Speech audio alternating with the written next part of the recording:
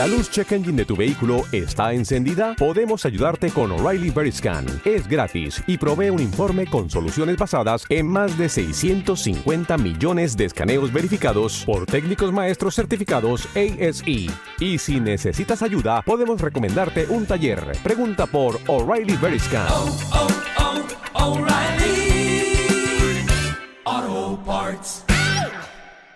Episodio subvencionado por la Delegación de Participación Ciudadana del Ayuntamiento de Cádiz. Hoy es 22 de diciembre de 2024 y estás escuchando Cádiz en un minuto. Hoy entrevistamos a Adolfo Pino Torrejón, economista y asesor fiscal, que trabaja dando soporte entre sus clientes al tejido asociativo de la ciudad de Cádiz.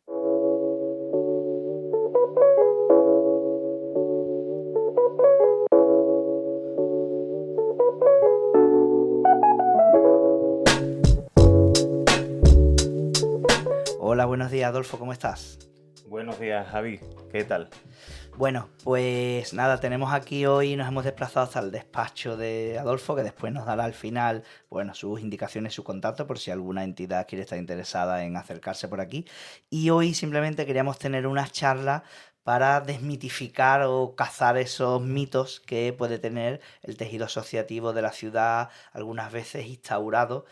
Y bueno, pues vamos a hablar sobre algunas cosas, vamos a hablar sobre fiscalidad de las asociaciones. Y vamos a empezar muy rápidamente, para que nos informe Adolfo y nos diga cuál es la ley marco, el marco jurídico básico, el paraguas de lo que tiene que ver con la ley de asociaciones en Andalucía.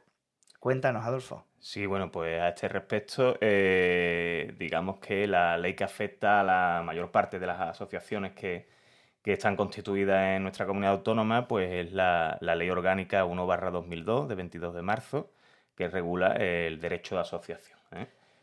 Genial. Esa sería la ley marco paraguas sobre la que después, pues bueno, se van relacionando otro marco normativo. Lo primero que hacemos las asociaciones, Adolfo, cuando nos constituimos rápidamente a nivel fiscal y a nivel de relación con las administraciones, es la obtención de un NIF por parte de la entidad, ¿no? ¿Qué es el NIF? Sí, bueno, como bien dice Javier, es el primer trámite, en cierto modo, fiscal que tiene que llevar a cabo la asociación que ya se haya constituido formalmente. El NIF, el propio acrónimo, nos dice, digamos, lo que es, ¿no? El significado, que es un número de identificación fiscal bueno, pues identifica de manera unívoca a la asociación, en este caso en la administración tributaria, ¿eh? Hay distintos tipos de NIF otorgados dentro de la administración tributaria, en este caso de la Agencia Estatal de Administración Tributaria, que es la encargada de asignarlo, y en el caso de las entidades y asociaciones, pues se denomina NIF de persona jurídica o de entidad jurídica.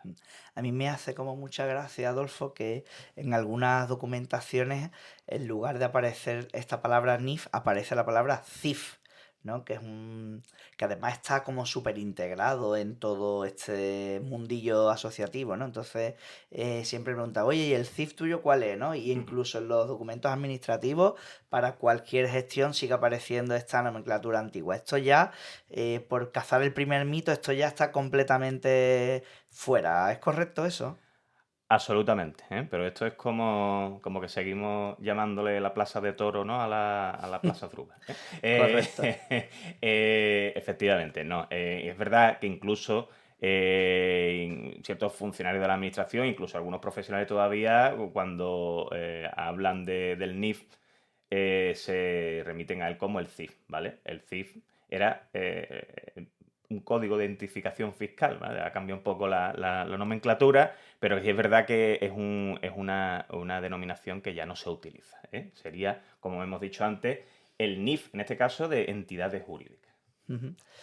Bueno, queda claro entonces, Adolfo, ¿verdad? Que es uno de los primeros trámites. ¿Es obligatorio tener un NIF? ¿Yo puedo constituir una asociación y no tener un NIF? Bueno, te respondo de una manera muy matizada a esa pregunta. Tú puedes constituir una asociación, tenerla legalmente constituida, pero sí es cierto que hasta que no no hayas obtenido ese NIF, no vas a poder llevar a cabo ningún tipo de operación, ¿eh? O sea, que la puedes tener constituida, pero la puedes tener constituida en el cajón, ¿no? Podríamos decir, entre comillas, a la espera de la obtención de ese número de identificación fiscal. Una cuestión también importante, y además que ya es obligatoria desde hace ya bastantes años, voy a intentar resumir esta cuestión, pero dejarla clara. Como entidad jurídica que son las asociaciones, está entre la lista, ¿no? De entidades jurídicas que están obligadas a relacionarse electrónicamente con la administración, ¿vale? Ellos Sí. quiere decir que este tipo de entidades, las asociaciones, no van a recibir ya ninguna comunicación ni notificación a través de un correo postal, sino que van a recibir ese tipo de comunicaciones y notificaciones en la sede electrónica que corresponda, ya sea la agencia tributaria, porque en este caso que estamos hablando de las obligaciones tributarias, como en cualquier otro tipo de administración, ¿eh? Entonces, bueno, un paso, un trámite que tiene que realizar inevitablemente es la obtención del certificado de firma digital. Entonces, para ello es necesario pues, estar en posesión de un NIF, ¿vale? Claro, porque uno de los requisitos que exige la agencia tributaria para otorgar o sea, para conceder ese certificado de firma digital, pues es estar, digamos, censado, lógicamente, para estar identificado, ¿no? Para tener una identificación como obligado tributario, como contribuyente. Ujú. Vamos a dar un salto mortal y vamos a directamente a otra cuestión completamente distinta, porque otro de los mitos que hay, oye, pero si tú eres asociación, oye, ¿cómo es que me estás entregando una factura con IVA? Si tú eres asociación y las asociaciones no declaran IVA, ¿cómo es posible esto, no? Vamos a por este mito, ¿por dónde empezamos? Sí, eso es, claro, este es un tema ya en el que tenemos que entrar un poquito más a fondo en la medida que se pueda para tampoco, digamos, inundar al oyente de muchos tecnicismos, ¿no? Y muchas referencias normativas. Pero bueno, voy a intentar explicarlo de una manera que sea clara. Lo que tenemos que tener en cuenta, por supuesto, efectivamente, eliminar, ¿no? de nuestra mente, ¿no? O de ese, efectivamente, como comenta Javier, ¿no? Ese bulo, esa noticia que recorre por ahí, ¿no? Ese ambiente donde se mueven las asociaciones, de que haya una identificación entre asociación y exención en IVA. Eso no es así. La asociación como entidad jurídica que es, por supuesto que tendrá un objeto social determinado, pero la sujeción o no al IVA va a ir en función del tipo de operaciones que realice, ¿eh? Es decir, Adolfo, me estás diciendo que las asociaciones no se denominan como que declaran IVA o que están exentas de IVA, sino que va en función de esas actividades que hagan. Y cada actividad tendrá que ser revisada para ver si está dentro o no dentro de esa normativa de IVA. ¿Es correcto eso? Efectivamente, lo has planteado muy bien porque efectivamente, es cada una de las actividades. Una entidad puede incluso comenzar, iniciarse llevando a cabo un tipo de actividad que por la naturaleza de esa actividad pudiese estar exenta de IVA, pero podría darse también el caso, y se da, que con posterioridad llevase a cabo otro tipo de actividades que tras su examen se llegara a la conclusión de que estuviesen sujetas a IVA. Se podía dar la circunstancia de que tuvieran actividades exentas y sujetas. Una de las actividades más frecuentes que podemos encontrar, por ejemplo, aquí en Cádiz, que se me viene más a mí a la cabeza, más que nada por el tipo de relación que tengo frecuentemente con otras entidades compañeras, ¿no? Por ejemplo, tendríamos que irnos a o sea, es decir, cada operación tiene que ser examinada para ver si hay que aplicarle el IVA o no. Vamos a suponernos que estamos en una de esas exenciones de IVA, por ejemplo, aquellas actividades que tienen que ver sobre el trabajo de personas con discapacidad, que sabemos que está recogida especialmente en el artículo de exenciones de IVA, donde si el objeto general de esa actividad es pues el trabajo de personas con discapacidad, está exenta de IVA. Vale, pues vamos a suponer algunas de estas entidades de la ciudad que su actividad principal es pues el tratamiento con estas personas y tal y cual, ¿no? Entonces entendemos que esas operaciones están exentas de IVA. Por ejemplo, una persona que va a recibir pues un tratamiento, ¿qué te digo yo? Pues a lo mejor psicológico o fisioterapéutico. Para esto, esta operación, ¿cómo la denominaríamos? ¿Estaría exenta o no? Claro. Como hemos dicho antes, dependiendo de las operaciones que se realicen, se estará exento o no. Lo que tenemos que hacer una vez que estamos realizando una determinada actividad, primero dirigirnos a la norma, ¿no?, que establece esas posibles exenciones. La norma es la ley del IVA y concretamente tendríamos que dirigirnos al artículo 21, en el que se establece qué tipo de operaciones, qué tipo de prestaciones de servicios o entregas de bienes se encuentran exentos de IVA, ¿vale? Entonces, una vez que acudamos al examen de ese artículo, si comprobamos que dentro de ese artículo, en alguno de los ordinales establecidos dentro del artículo, se recoge la actividad que estamos realizando, esa actividad se encontraría exenta. ¿Qué consecuencias tiene eso a efectos de la operativa, digamos, por ejemplo, de facturación, ¿no?, de la entidad? Pues cuando emita la factura por la prestación de los servicios, si se trata de una prestación de servicios, pues únicamente deberá lucir en la factura, al margen de todos los datos que deben de figurar en una factura, Sí. pues deberá de figurar el precio que va a cobrar por el servicio, ¿vale? Hay que matizar, ¿eh? Esto es un matiz que el documento que denominamos factura, que exige un mayor nivel de detalles y de datos, está regulado por el reglamento de facturación, pero en remisión al IVA. Quiere decir, mi consejo, que con independencia de que esté exento o no de IVA, que eso es una cuestión impositiva, bueno, el formato que siempre se le da a la factura, al documento en el que se emite, tenga todos los elementos de una factura, porque siempre está mejor conformado, pero sí es verdad que hay que puntualizar que esa exigencia tan exhaustiva y estricta en los datos de la factura se exige sobre todo en aquellos casos en los que hay sujeción a IVA. Una cuestión que me parece importante también destacar, porque genera también bastante confusión, que una vez que la entidad ya asume, en este caso, que esté exento de IVA, ¿vale?, porque se haya analizado la operación y así se haya llegado a esa conclusión, surge una duda adicional que incluso a mí muchas veces me la han planteado y me la han preguntado. Mire usted, si yo estoy exento de IVA, ¿por qué las facturas que yo recibo por los servicios que me puedan prestar o por lo que yo tenga que comprar, ¿no?, las compras que tengan que realizar dentro de mi actividad, llevan IVA? Bueno, esto es importante explicarlo, porque es verdad que a lo mejor al neófito en esta cuestión le resulta chocante de repente. No, la exención del IVA determina el que tengamos o no que repercutir IVA en la prestación de servicios o en la entrega de bienes que realicemos.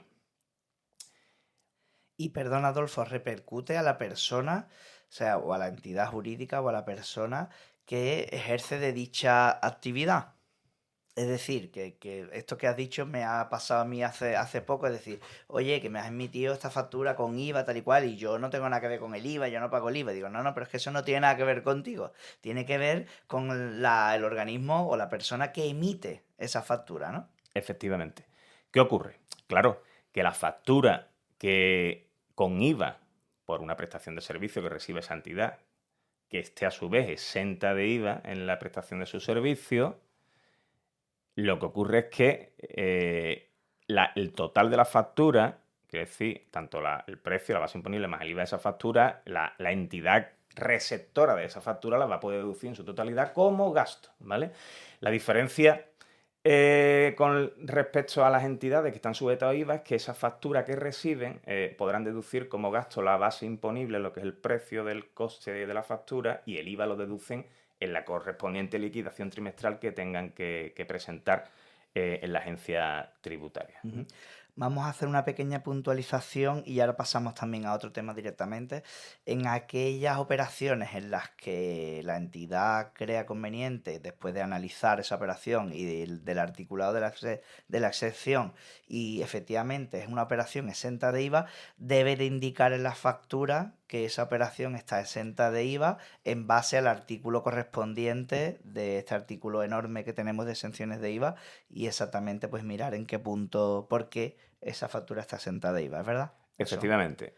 Lo que comenta Javier es que en aquellos casos en los que la operación que estemos realizando desde el punto de vista del IVA, como en este caso, por ejemplo, esté exenta, porque está sujeta, pero exenta, hay que indicar, es una mención a pie de página, bueno, Sí. o en el margen, vamos, suele ser a pie de página, en Sí. la que efectivamente se mencione, se diga cuál es la razón, cuál es la razón, ¿no? Cuál es la referencia normativa Eso. que habilita a que esa factura esté emitida sin IVA. Vale, y ahora vamos a pasar a otro tema, pero que también tiene relación con este, y ya no vamos a poder separar tanto, sino que está todo mezclado uno con otro, porque la fiscalidad es un poco así. Vale, pues vamos a suponer, pues voy a seguir con el ejemplo de mis compañeras entidades que trabajan con el tema de la discapacidad, que en sus operaciones habituales están exentas de IVA, porque ese es su marco general, ¿no? Pero de repente, pues deciden hacer merchandising de su propia entidad con artículos, llamémoslo prendas de vestir, camisetas, sudaderas, llaveros, etcétera, etcétera. Y deciden en un evento público o dentro de sus propios asociados o de alguna manera deciden vender merchandising, ¿vale? Entonces aquí nos tenemos que fijar en esta operación, ¿no? Concreto. Entonces, lo primero que te quiero preguntar es, para vender merchandising, una asociación que tiene que tener en cuenta efectos de fiscalidad. Es decir, es lo mismo vender merchandising a sus asociados que vender merchandising al público. Eso es una cuestión. Para vender merchandising, ¿tengo que estar dado de alta en actividades económicas o no? Y después, esa venta de merchandising, ¿lleva IVA o no? Ahí te lanzo tres melones grandes, que ya está va todo relacionándose para que ataquemos esos mitos, ¿no? Que yo creo que forma parte de una realidad muy real de la ciudad, que puede darse esta circunstancia que hemos dicho, para que todo el mundo tenga claro esta normativa. Ajá. Sí, bueno, este ya es un supuesto un poco más complejo. Yo, con permiso de Javier, la pregunta que me ha planteado, el supuesto que me ha planteado, en principio, para que sea más claro, creo, aislamos el tema del IVA, pero si vamos a centrarnos, efectivamente, como él plantea, en las obligaciones en las que tendría que incurrir una entidad desde el momento que realiza algún tipo de actividad que por lo menos en un primer momento intuimos, porque lógicamente, como hemos hablado antes, también habría que analizarlo, que se sale de lo que debería de ser el objeto social principal de la propia entidad, ¿vale? Si nos centramos en el caso que nos ha propuesto Javier, de esa entidad que, bueno, que pues, se dedica a prestar servicio a personas con discapacidad, bueno, pues tenemos claro que el objeto social estaría centrado en eso que estamos hablando, ¿no? Entonces, bueno, a grandes rasgos, pues en principio todo lo que se saliese de ahí podría, digamos, estar en riesgo de ser calificado como actividad económica.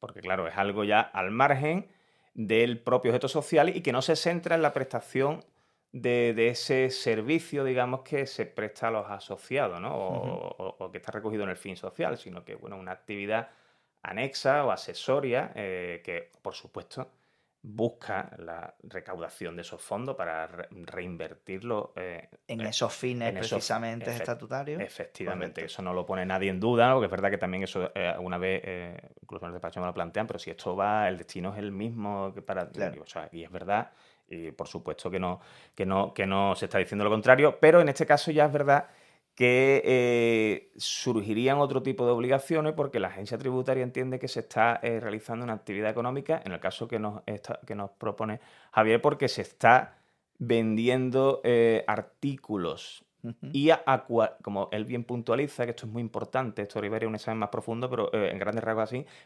y a personas distintas externas a las propias que forman parte de la asociación o que son usuarios de la misma, ¿vale? Eso es como, para que nos entendamos, como tener una tienda para vender a la calle, ¿vale? Ujú. Entonces, ¿qué conlleva eso? Si esa entidad que hasta ese momento estaba desarrollando su objeto social y a priori no tenía obligación de causar alta en ninguna actividad económica, a partir del momento en el que empieza a llevar a cabo esa venta de esos productos de merchandising, sí genera la obligación de causar alta en la agencia tributaria. Alta censal en un IAE, que se denomina, el impuesto de actividad económica, que bueno, eso antiguamente estaba gestionado por los ayuntamientos, pero que desde hace ya bastantes años pues, se gestiona a través de la propia agencia tributaria. Por tanto, para regularizar esa nueva situación, la entidad debería de presentar en la agencia tributaria un modelo de comunicación censal, en este caso sería el 036 por la naturaleza de la propia entidad, en el que comunicaría fundamentalmente el epígrafe de la actividad que se relacionaría con esa venta de merchandising, la fecha del inicio de esas operaciones, para informar a la agencia tributaria a partir de qué fecha se están empezando a llevar a cabo esas operaciones, y en esa misma comunicación, y esto sí va en relación con lo que hablamos antes Sí. del IVA, pues habría que examinar, entre otras cosas, si esa operación que estamos realizando ahora, y nos volvemos a lo que hablamos anteriormente, que una entidad puede empezar con una determinada objeto o operaciones, actividades, y después modificarse, pues habría que examinar si en ese momento habría que comunicar a la vez pues el alta en la obligación de IVA para esa operación. De IVA en régimen general o en el régimen que correspondiese. Bueno, eso ya habría que hacer un examen más pormenorizado. Es decir, por resumir, que podemos tener entidades sociales que su fin estatutario y a la que se dedican principalmente esa actividad esté exenta de IVA, pero que llega un momento puntual o recurrente en el que se van a realizar otro tipo de actividades, en este caso venta de, porque es una de las cosas que tenemos que hacer las asociaciones, es como locos y como locas buscar recursos económicos para el desarrollo de nuestros objetivos estatutarios, pues es de alguna manera buscar esos fondos, ¿no? Una de las formas que hay puede ser, por ejemplo, venta de merchandising. Entonces, en ese momento tenemos que comunicar que vamos a estar dados de alta en esa actividad económica, que a su vez, si esas operaciones en las que se van a hacer esa actividad económica tienen IVA, tenemos que darnos de alta en el IVA, y lógicamente esto lleva ya ahora a que las asociaciones tengan ahora una serie de obligaciones fiscales adjuntas a todo esto que hemos dicho, como sería, pues en este caso, si esas operaciones llevan IVA, hacer una declaración trimestral de IVA, sería una de las nuevas obligaciones que tendríamos en este momento. ¿Y qué otras obligaciones tendríamos, Adolfo? Sí, efectivamente.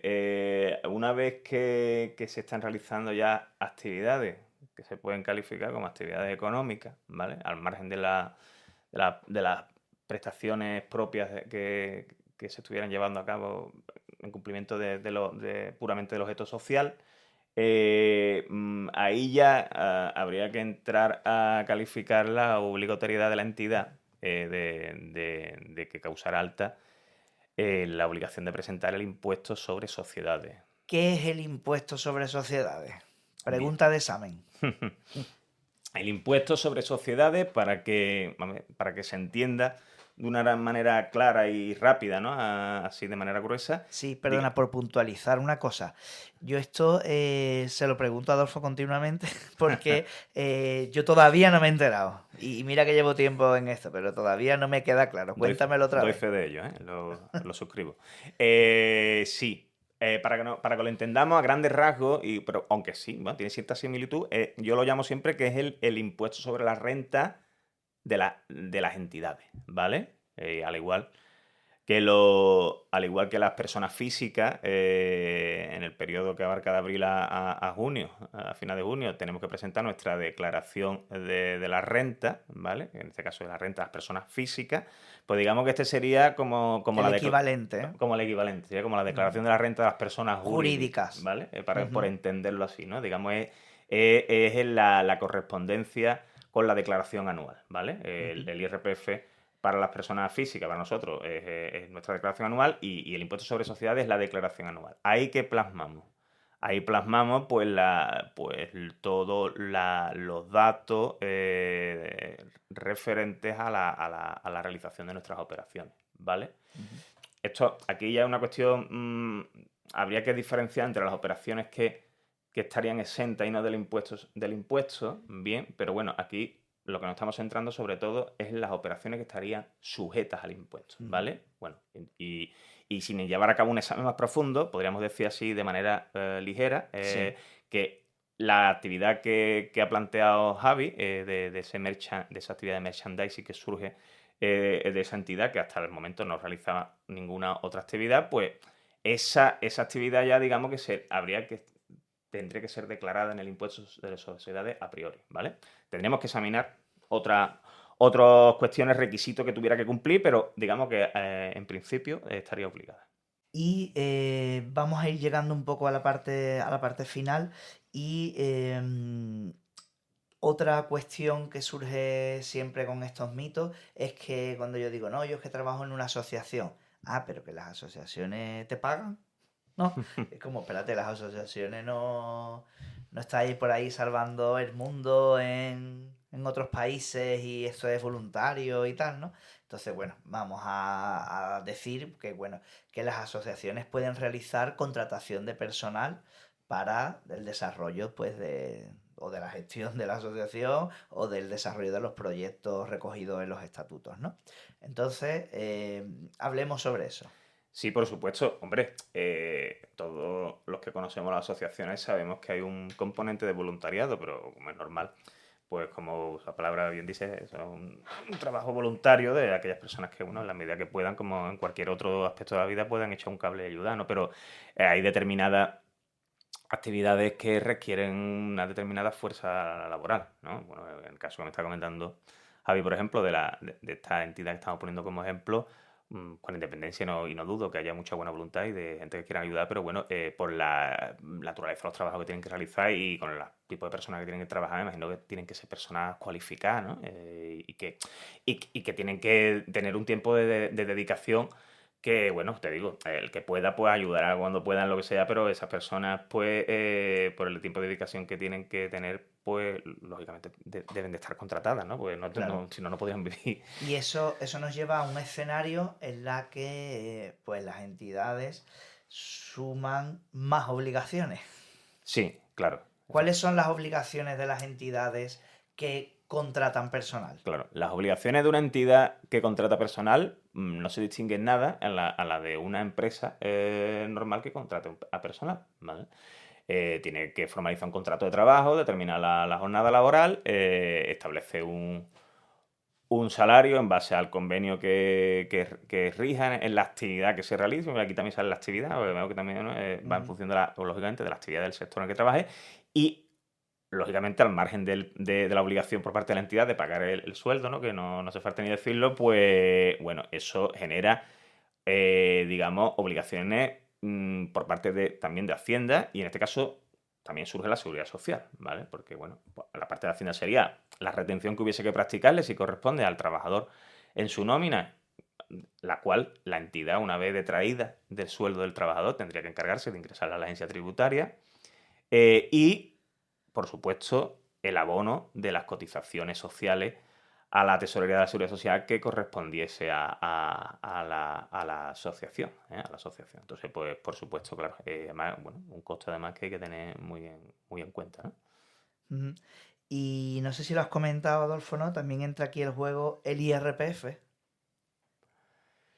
El IRPF, ¿te refieres, Javier, a la detracción que se hace en la nómina de los trabajadores? Sí, Sí, lo he comentado así sí. de manera ligera, pero efectivamente, el trabajador se le establece un salario, ¿vale? Bueno, que aprovecho, mira, no me ha planteado Javier, pero lo digo porque esto ya también es una cuestión de cultura, digamos, laboral, lo que respecta a entender una nómina, que es verdad que hay ciertos aspectos que muchas veces se confunden, ¿vale? Entonces, bueno, pues del devengado, ¿no? De lo que es el salario bruto del trabajador hay que detraer por parte de la empresa, en este caso de la entidad, ciertos conceptos, ¿vale? Uno es la retención de IRPF, que esa retención de IRPF vendrá determinada por las circunstancias que tenga el trabajador, tanto personales, familiares y las propias económicas.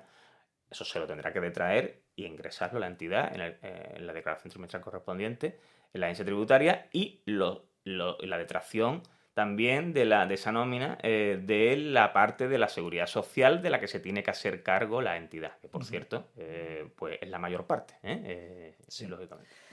Entonces, por ir concluyendo y por ir desmitificando también otro de los mitos que rodean a las asociaciones y cómo muchas veces la sociedad lo puede ver desde fuera, incluso nuestro círculo más personal y más cercano y más íntimo, pero que desconoce lógicamente este mundo y estos entresijos fiscales, porque aunque yo también estoy dentro, me pierdo muchísimo con todo esto. Entonces puede darse el caso, y hablo ya en primera persona, como es la entidad a la que yo pertenezco, en la que las entidades, una de sus obligaciones fiscales y que además se paga, y lo digo así con todas las letras para que la gente sepa un poco de qué va esto, pues nosotros voy a tirar de chuleta aquí, nosotros pues tenemos las obligaciones y pagamos pues todo lo relativo a declaraciones trimestrales de IVA, en nuestro caso porque hacemos operaciones que están sujetas a IVA, ¿verdad? Ujú, Pagamos impuestos de sociedades, ujú. pagamos seguridad social a costa de la empresa, pagamos IRPF, pagamos de todo, ¿verdad, Adolfo? Sí, la verdad que sí. Además, esto es una cuestión que yo muchas veces debato con Javier, ¿no? Bueno, nosotros no discutimos, debatimos, que quede claro. Yo le insisto que, bueno, es verdad que con independencia de la naturaleza de la entidad y del objeto que persigue, está clarísimo, ¿no? Y además que por supuesto que no se persigue o no se debe perseguir un ánimo de lucro, en todo lo contrario, ¿no? Una reversión de lo que sostenga en ese propio objeto. Hay muchísimas similitudes y se parecen mucho a una empresa, ¿no? Digamos, mercantil o una empresa normal, ¿vale? En ese sentido. Y las obligaciones son muy semejantes, ¿eh?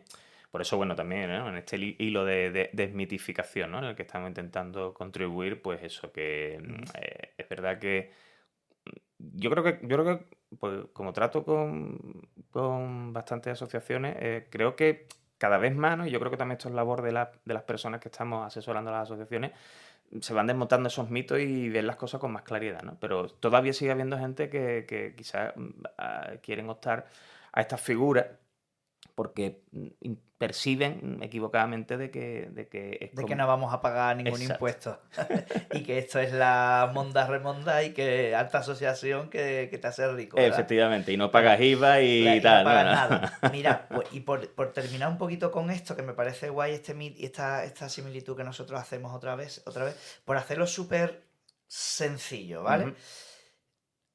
La diferencia entre una empresa y una asociación, lógicamente, va a Vale, estar su fin lucrativo sí. frente al fin no lucrativo. Esto significa que para obtener esa ganancia económica que puede estar en la mente de las personas, la asociación únicamente el mecanismo que tiene, corrígeme si me equivoco, es mediante lo que llamamos contratación laboral. Es decir, no podría hacer desde la cuenta bancaria de una asociación, hacer una transferencia a cualquier persona de la asociación directamente y decirle esto que hemos conseguido durante este año, pum, para ti, te lo doy Uf. como regalo. ¿no? Y sin embargo, si tú eres autónomo, por ejemplo, corrígeme o aclaremos esto para que sepamos esas diferencias. Si tú, por ejemplo, te das de alta de autónomo y tú has obtenido X cantidad de dinero, ¿vale? Ese dinero directamente puedes tenerlo tú directamente, aunque supere a lo mejor el salario que recibirías máximo de que esté estipulado en un contrato laboral en este sentido, ¿no? Es decir, por resumirlo muy, muy rapidito, si una entidad contrata a una persona y le va a pagar, números redondos, 1.500 euros, pero ha obtenido X beneficios de su actividad, que se queda en el remanente de ahí de esa entidad, por valor mayor a 1.500 euros, no le puedes decir, no, yo este mes, como hemos tenido esto, te voy a pagar 4.000 euros, sino que el salario es el contrato que tengamos hecho y ese dinero se queda en la entidad para el desarrollo de sus fines estatutarios. Sí, sin duda. En las entidades jurídicas, ya sea una asociación, como estamos hablando, como otro tipo de entidad jurídica que no sea sin ánimo de lucro, que tenga carácter mercantil, para que, lo que me estaba planteando Javier, para que salga dinero en forma de retribución, en este caso estamos centrándonos en un trabajador de la empresa o de la entidad, eso tiene que estar instrumentado a través de una nómina, ¿vale? En el caso del trabajador, es una nómina. Oye, con independencia de que contemplando los mínimos, lógicamente que haya que pagarle a un trabajador, formar convenio de las horas y la jornada que esté trabajando, si se les quisiese abonar una mayor cantidad, porque se considere que bueno, ese trabajador lo merece o por las funciones que realiza o el trabajo, se le debe pagar, efectivamente, la manera que habría que canalizar ese pago sería a través de la nómina, quiere decir, bueno, si habría que incrementarle en ese sentido la nómina, ¿no? Pero no, en ningún caso llevar a cabo un pago realizando una simple transferencia sin justificación alguna a ese trabajador. Bueno, pues en ese caso lo que se estaría produciendo ahí es una figura jurídica que sería que se estaría realizar una donación, ¿no? Clara, puramente. Bueno, pues ya para despedirnos, Adolfo, ¿dónde pueden encontrarte las entidades para contactar contigo por si quieren, pues, de alguna manera saber los servicios que puedes ofrecerle a las distintas asociaciones de la ciudad en materia, pues, de fiscalidad y laboral y contable y todo esto? Ajá, pues sí, bueno, pues a todas aquellas asociaciones que estuviesen interesadas en recibir asesoramiento acerca de, como comenta Javier, todas las obligaciones que tengan que cumplir, tanto las de carácter fiscal, contable, por supuesto, que no hemos hablado de las contables, bueno, espero que en otra ocasión podamos hablar, y de las laborales. Bueno, pues yo el despacho lo tengo situado en Cádiz capital, en Avenida Ana de Villa 5, en el edificio Nereida, en la segunda planta, en el despacho 216, pues tenemos ubicado nuestro despacho. Nuestro teléfono fijo, por si a alguien le interesara contactar por teléfono, es 956 11 8906, y si quieren tener algún correo de contacto, les facilito el mío, que es adolfo.pino@economistas.org. Muy bien, pues vamos a poner todas estas vías de contacto en las notas del episodio para que todo el mundo pueda acceder de manera muy fácil. Y nada, terminamos aquí. Muchísimas gracias, Adolfo, por esta pedazo de masterclass que nos has dado en cuanto a fiscalidad de las asociaciones sin ánimo de lucro para cazar todos estos mitos que sobrevuelan muchas veces nuestros círculos. Muchas gracias. Nada, a ti, Javier. Espero haber contribuido en el esclarecimiento de esa duda.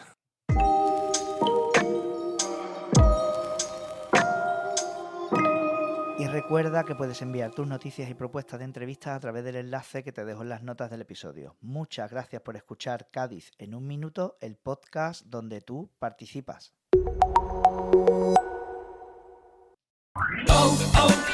O'Reilly. ¿La luz check engine de tu vehículo está encendida? Podemos ayudarte con O'Reilly Veriscan. Es gratis y provee un informe con soluciones basadas en más de 650 millones de escaneos verificados por técnicos maestros certificados ASE. Y si necesitas ayuda, podemos recomendarte un taller. Pregunta por O'Reilly Veriscan. O'Reilly Auto Parts.